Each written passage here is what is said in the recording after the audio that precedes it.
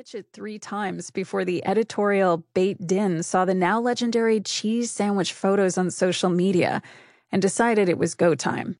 And even then, they only allowed me to cover it in text, rejecting requests to send a Vice News Tonight camera crew to the island to capture the disaster in real time. Luckily, between the fire organizers' own cameras and the hundreds of tech-savvy millennials stranded in the gravel pit, there was plenty of footage to go around. I've often wondered if the breakdown was due to my failure to appropriately describe the story I had stumbled into, or if the adults in the room's failure to recognize it reflected just how normalized, pure, substantive-free hype had become. After all, Fire's influencer blitz had yielded immediate returns on social media, which triggered national press coverage, which gave the whole endeavor a patina of legitimacy. Within hours of the Instagram onslaught, the Fire Festival name was everywhere. On Facebook, Instagram, and Twitter, on news websites, and even old-fashioned but still coveted TV segments. Marketers involved in the campaign estimated 95% of the festival's tickets were sold in that first week. Even though, as the world later discovered, the festival they sold consumers never even came close to existing. As we all know now, that divide between Instagram and reality resulted in the Lord of the Flies-esque chaos seen round the world, as hundreds of well-heeled millennials were trapped in the Bahamas with not much more than a wet mattress and an Instagram story to show for the thousands of dollars they'd invested in the experience. But as I followed the story past the initial Bahamian disaster into Billy McFarland's felony arrest, surprise felony rearrest, and federal sentencing, it became clear to me that there was something bigger at play. The natural endpoint of a society primed to trust their own emotions over objective, verifiable facts in a world that tends to value the signifiers of success over actual achievements.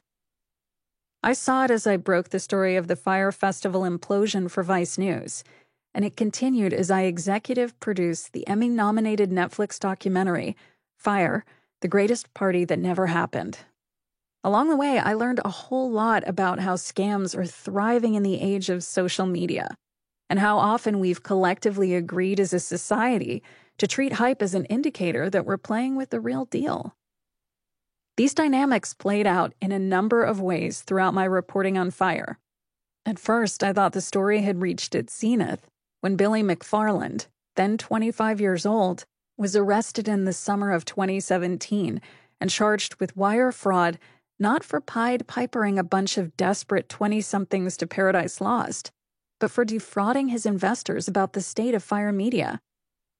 He had claimed the company was generating millions of dollars in revenue, which it was not.